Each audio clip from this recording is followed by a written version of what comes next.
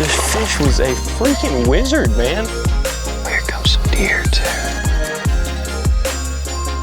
I think we've got a hog coming in down the edge of this field.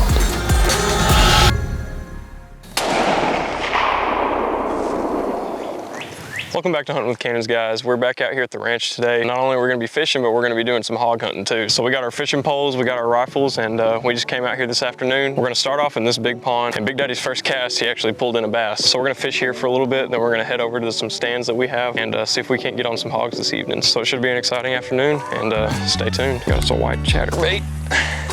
Gonna see if it can't reel us in a big old bass. Get one. There you go.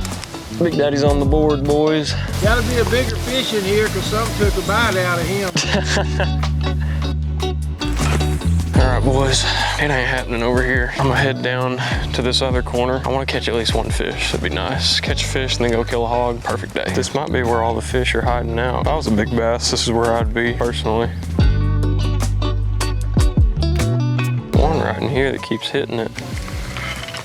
There we go. Oh, he got off. Yeah, that was a good one too. I thought I set the hook on him good. We're gonna get him before we move spots. There we go. Oh my gosh, dude. Sucker took my worm. Let's see if we can get him without it. Dude, just take it. This fish is a wizard, man. Take it, please. I think I got him.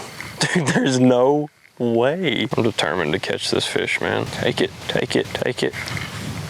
Dude, what? This fish is a wizard. I'm about to just yank him up here on the bank when he hits it next time. There we go. Finally. Oh, Lord. There we go. Dude, I think I got him in the back earlier. I did. I've been trying to catch this fish for like 30 minutes. He just kept hitting it at the bank. And look, I hooked him in the back once. This fish was a freaking wizard, man. He just refused to be caught, but I finally caught him. That's not a bad little bass. Hopefully he'll be okay. I think he's good. We're gonna put him back. Sorry, buddy. I didn't mean to get you in the back. Oh, there you go. That's on him, man. That's not on me. I was just trying to catch him. If he would have just taken it the first time, that wouldn't have happened. Literally an hour of fishing for one fish. I'll take it though. Found a turtle shell, boys. Big Daddy will be beyond excited. He kind of went the hard way, didn't he?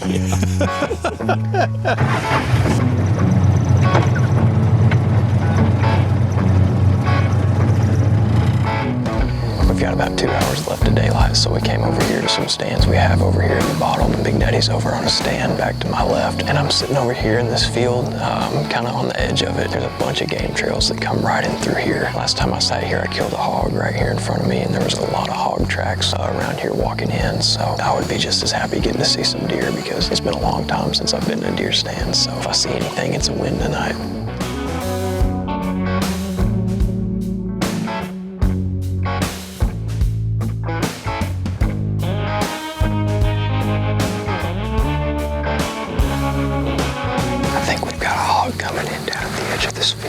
It's in some high stuff. I can't really see it. Stuff's taller than you think, man. He just got in there and disappeared. Let's see if he'll work his way over here. I don't really want to make that far of a shot on him, especially up here. There's no rest, so just be patient. I've still got probably another 30 minutes of light, so we'll see if he works his way over here towards us. Oh, here comes some deer, too. Man, they are red right now. Look at that red coat on them. Our hog's up again. I may have to take that shot. I don't know.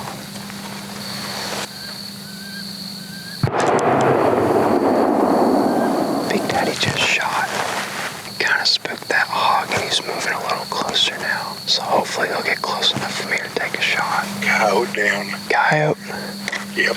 Okay, I've got a hog at the edge of this field, like way off. I can't hold steady on him without a rest right now, so he's kind of slowly working his way over here. All right, I couldn't pass this one up. He came right to me. Okay. All right, bye. All right, Big Daddy got a coyote. If this hog doesn't scoot closer and give me a shot, I'm gonna have to try and make something happen here in a second. So I wish he would just come this way, man.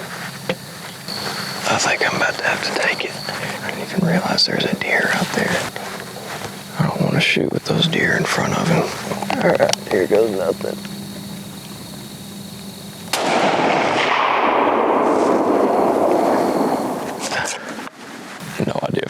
dog. He took off. I'll look back at the footage, but I don't even think I'll even be able to tell on there. There were deer on either side of him. I was gonna wait for him to pass, but that was the clearest shot I'd had on him the whole time. But there was one point when I was about to shoot, and then I realized there were deer ears like right in front of him. I was like, no, not doing that. Yeah, man, 250 yards free-handed is no joke. I'm gonna go ahead and get packed up. We'll go over here and we'll take a look at Big Daddy's coyote. Yeah, we got us a devil dog here.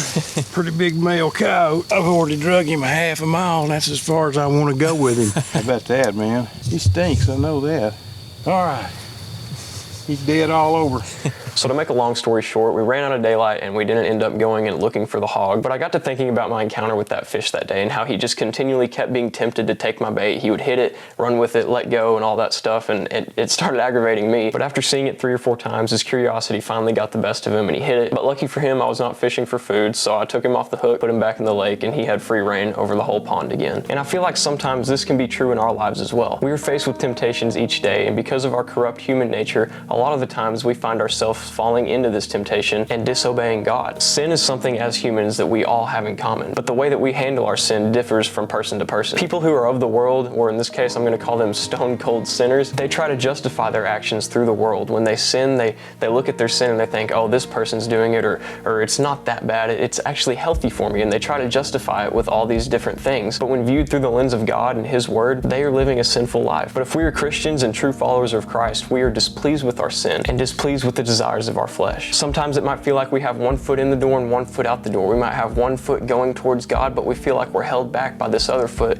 which is chained down by our sin and our shame and our guilt and all this other stuff that we feel like we can't escape. Although we want to pursue Christ with our whole heart, it feels like our sin is holding us back. And we try to find ways to overcome that sin. We try to find ways to get out of that sin because we want nothing more than to be able to break free from that sin and serve God with our full heart. But if you've been in this battle before, you know that you cannot do that alone. For example, let's look at when Jesus was tempted in the wilderness. In Matthew chapter 4, starting in verse 1, it says, "Then Jesus was led by the Spirit into the wilderness to be tempted there by the devil. For 40 days and 40 nights he fasted and became very hungry. During that time the devil came and said to him, 'If you are the Son of God, tell these stones to become loaves of bread.' But Jesus told him, 'No, the scriptures say, people do not live by bread alone, but by every word that comes from the mouth of God.'" Now keep in mind, Jesus was fully man and fully God. When Jesus was faced by these direct temptations by the devil, he did not rely on that part of him that was fully God. He did not rely on some external power that is unknown to us as humans. What did Jesus do? He relied on the part of him that was 100% man. The devil went on to tempt him 3 different times in this chapter, and each time Jesus' response came from the scriptures that we have right here and have access to each and every day. He could have easily used some power that we don't have as humans to overcome this temptation, but instead he used the scriptures that we have and that me and you can use to fight off these temptations that we face each day. So now let's go back to the thought of when we are stuck in our sin and we feel like we just can't get out and we are trapped. Alone we cannot overcome that. But where does our strength come from?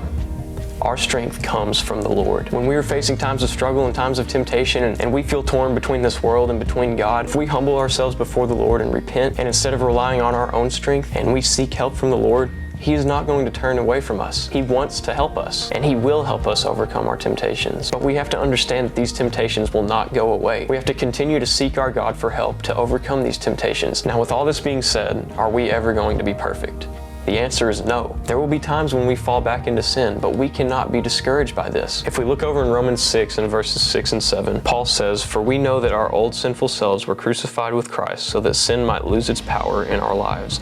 We are no longer slaves to sin, for when we died with Christ, we were set free from the power of sin." So when we do fall back into this sin, we cannot sulk in our sin. We cannot let that sin identify who we are, but rather remind us that our identity is found in Jesus Christ. Our sin is nailed to that cross that Christ was on and suffered and died for us. And through His suffering and His death, He has set us free from our sins. I want to leave you with a verse out of Psalms 46 today. In Psalms 46:1, it says, "God is our refuge and strength, always ready to help in times of trouble." If you feel like you're trapped in your sin, you feel as if you're struggling to find a way out, do not be afraid to seek help from God. God is our refuge and He is our strength, and He is always ready to help us in times of trouble. When we fall short, He is patiently waiting for us to turn back to Him, and He is ready and eager to help us fight our battle against the world.